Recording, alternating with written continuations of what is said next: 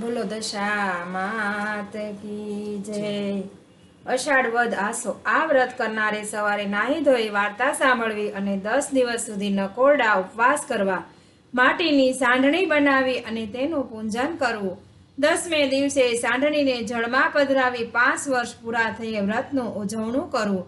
1 રૂપાની સાંઢણી બનાવવાની, તેને સુપાત્ર બ્રાહ્મણને દાનમાં આપવી।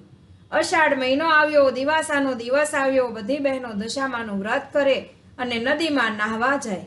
નદીને કાંઠે રાજાનું રાજભવન હતું। રાણીએ દાસીને પૂછ્યું, આ બહેનો શાના વ્રત કરે છે? દાસી નદીને આરે ગઈ અને પૂછ્યું, બહેનો તમે શાના વ્રત કરો છો? બહેનોએ કહ્યું, દશામાના। એ વ્રત શી રીતે થાય? દાસીએ પૂછ્યું। બહેનોએ કહ્યું, 10 સૂતરના તાતણા લેવા, તેને 10 ગાંઠો વાળવી અને દોરાને કંકુ દેવું। દાસી રાજભવનમાં આવી અને રાણીને વાત કરી। રાત્રે રાજા આવ્યા એટલે રાણીએ કહ્યું, હું દશામાનું વ્રત કરું? રાજા કહે, એ વ્રતથી શો લાભ થાય?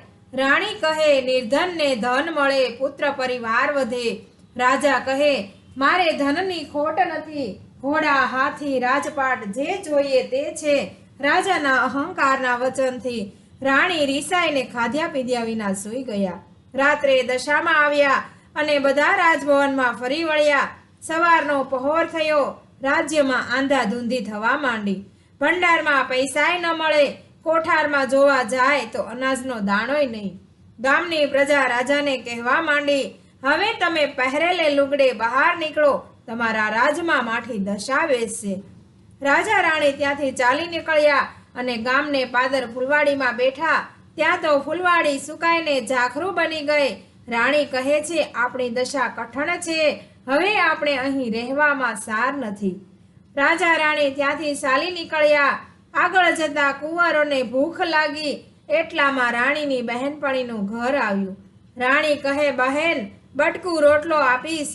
જા જા રાણ ભિખારણ, મારા રાજ્યમાં બટકું રોટલો લેવા આવી છે, લાજ નથી આવતી? બહેનપણીએ કહ્યું। એ રાજા તેઓ ત્યાંથી આગળ ચાલ્યા। કુંવરને તરસ લાગી। રાણી બંને રાજકુંવરને લઈ વાવમાં પાણી પીવરાવા જાય છે, ત્યાં તો બંને રાજકુંવરોનો દશામાએ વાવમાં ખેંચી લીધા। રાણી રોતી કલ્પાન કરતી રાજા પાસે આવી અને કહ્યું, મારા બંને દીકરા વાવમાં પડી ગયા। રાજા કહે, કલ્પાન શા માટે કરો છો? જેના હતા તેણે લીધા। ત્યાંથી તેઓ આગળ ચાલ્યા, એટલામાં રાજાની બહેનનું ગામ આવ્યું। રાજા કહે, આ તો મારી બહેનનું ગામ છે, તેને મળ્યા વિના કેમ જવાય? ગામમાં પખાલી સાથે કહેવડાવ્યું કે તમારા ભાઈ ભોજાઈ મળવા આવ્યા છે।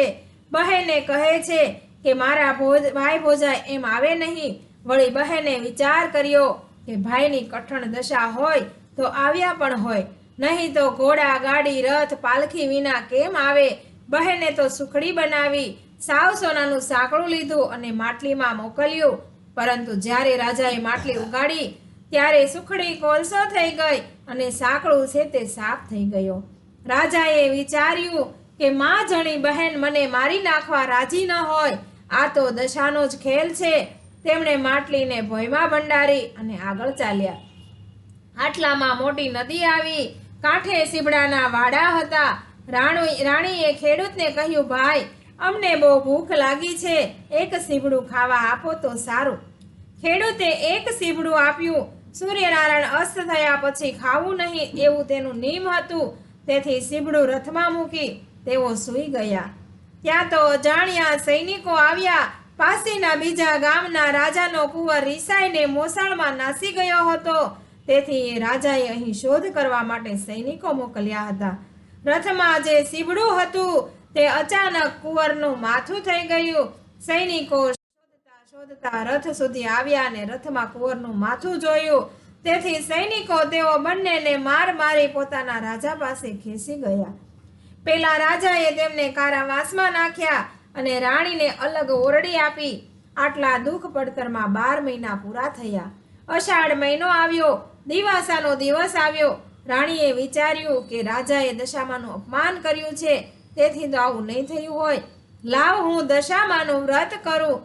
તેણે દશામાના નકોરડા ઉપવાસ કર્યા। 10 દિવસ પૂરા થયા। 10 મુઠ્ઠી ઘઉં લીધા, માટીની સાંઢણી બનાવી। એવી રીતે રાણીએ વ્રત કર્યું। પોતાના પતિને જમાડીને ઓરડીમાં આવી રાત્રે સાંડણીને ઘરમાં રાખી સવારે 4 વાગે જળમાં પધરાવી. જળમાં પધરાવતાની સાથે ગામના રાજાને સ્વપ્ન આવ્યું. વિના વાકે તે રાજાને કારાવાસમાં પૂર્યો છે, તેને તું સવારે છોડી મૂકજે. તારો કુંવર ઈસાઈને મોસાળ ગયો છે, તે સવારના પહોરમાં પાછો આવશે.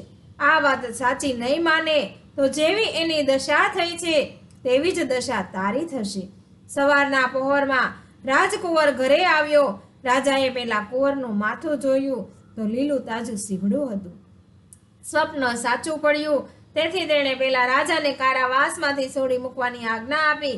સારા વસ્ત્ર પહેરાવી તેણે રાજા રાણીને રજા આપી અને કહ્યું, તમારો કોઈ વાંક નથી, પણ તમારા પર કોઈ દેવીનો કોપ હોય એમ લાગે છે.